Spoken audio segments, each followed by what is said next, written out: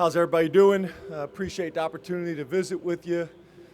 Really excited about the upcoming season. I did want to take a moment and welcome and recognize our new commissioner, Tony Petitti. Could not be more excited about what he is bringing to our conference. It has been pretty obvious right from the beginning, the leadership that he is bringing. And we couldn't be more excited as a conference, head coaches and athletic directors. So could not be more excited about that. When you talk about our season and where we're going, obviously we open up the season against a really good opponent at our place, West Virginia, 7:30 national television. So to open the season with that type of opponent is exciting and has our team motivated.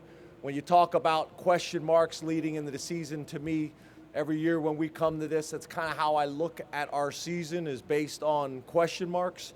And I think we probably have less question marks this year than we have in previous seasons. Last year coming into the season, I felt like we had better depth than we had probably since COVID. We were back to more of a healthy roster that we're used to. And now I think we're in a position to give us the best chance to compete in our conference as well as nationally. Just less question marks across the board. You look at us on the defensive side of the ball, I think we got a chance to be better up front with our defensive line.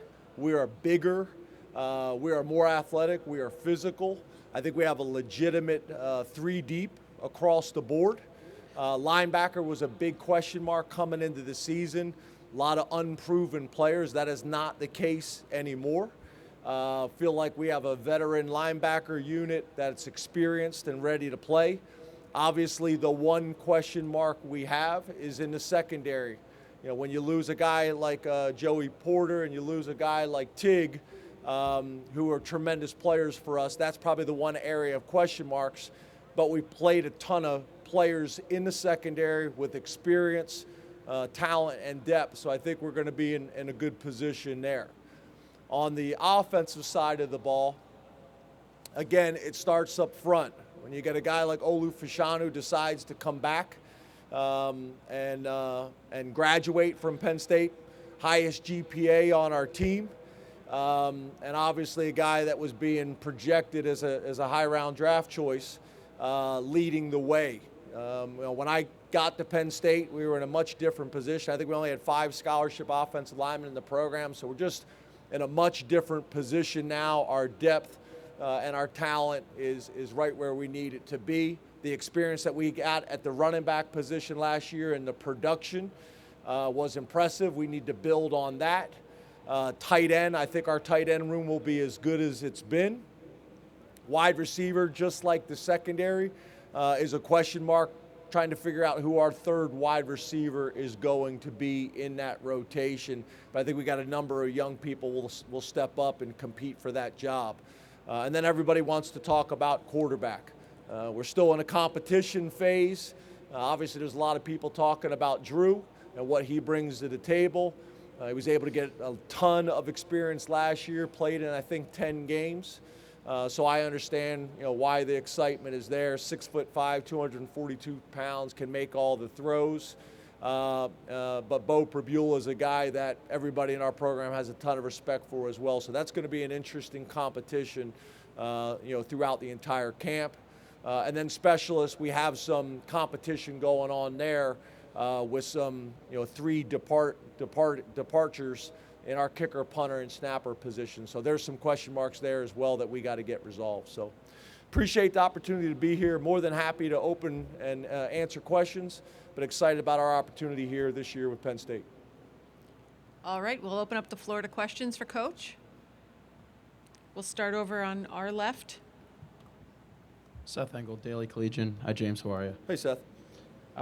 Back in the spring, you said the program was about 2 years behind in NIL, but now the 2 biggest collectives at Penn State have merged. Where would you kind of pinpoint where things are at now? Thanks.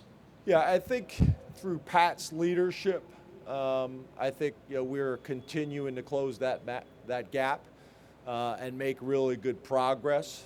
I do think, to your point, some of those decisions that have been made, I think, have been helpful. So I'm encouraged by the direction that we're going, but there's still work that needs to be done.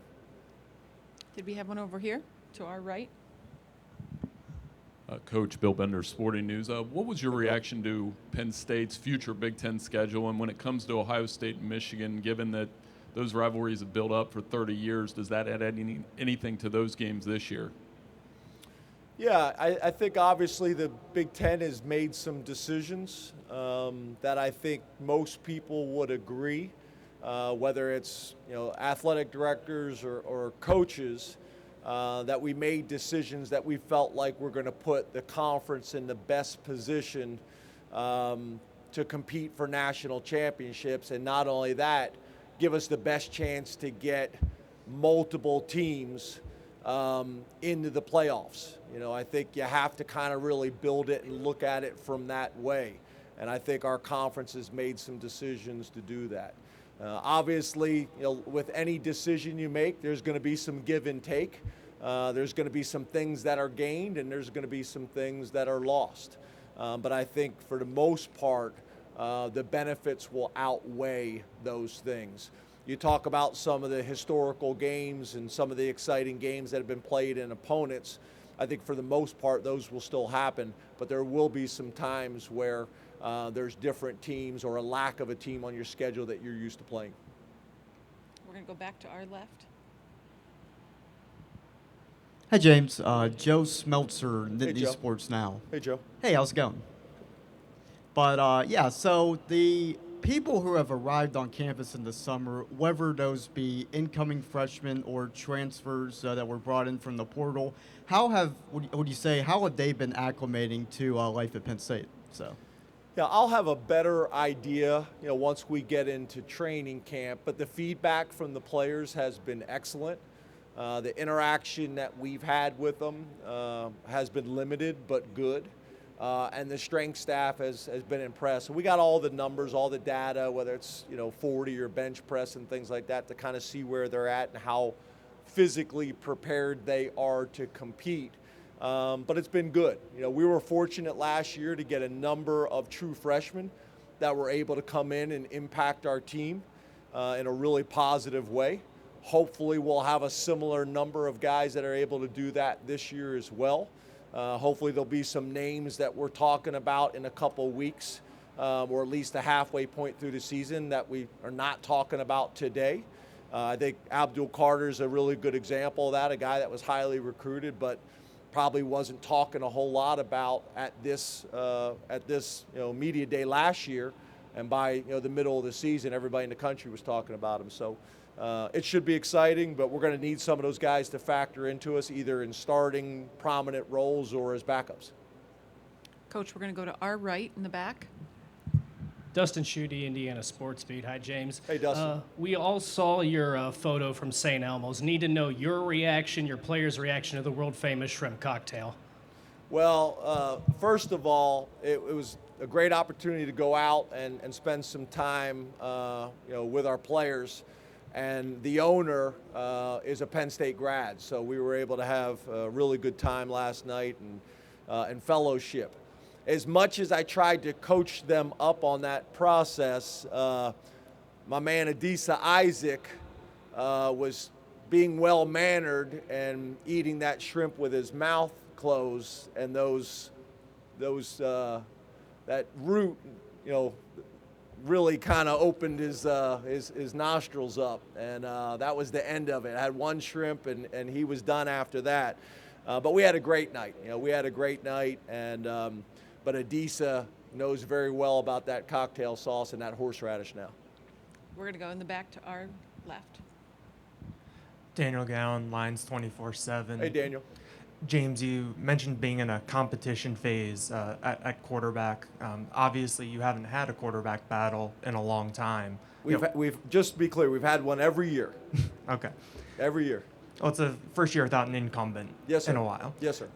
What will you and Mike need to see from Drew or Bo in order to make that decision? And is there a time during training camp when you will want to have that decision made by? Yeah, obviously the sooner the better, but we're not going to rush any of these decisions at any of these positions. We grade everything in every practice, so all the data will be there. Obviously you're gonna trust your gut and your instincts on those things as well, but you have the data to back it up. But I think at any of these positions, the sooner the better. It's probably magnified at the quarterback position because you don't rotate and play the same type of way that you do at some other positions. But it'll be obviously watching how they move the offense, the confidence that their teammates have in them, and then obviously a lot of the data and analytics that go in it as well to make sure that what your gut is telling you aligns with what the numbers say. Our far right. Chris Solari, Detroit Free Press. James, I'm wondering Chris. about it's a ways off, but the Michigan State game at the end of the year, moving it to Detroit and playing in an NFL stadium. What are the pluses and minuses for Penn State in that game? Well, I think obviously the one challenge is it'll be a Friday game, so you're talking about later in the season, and you got a short week. And there's, by that point of the year, you got bumps and bruises and challenges with depth. So the Friday night game can be a little bit challenging, but at least it's a level playing field, and we're both, having to deal with that. I do think there's going to be a ton of positives when you talk about that point of the season, being able to play in this venue. I think we'll pack this place. I think our fans will travel well. I think obviously the Michigan State will travel extremely well. It's their home game.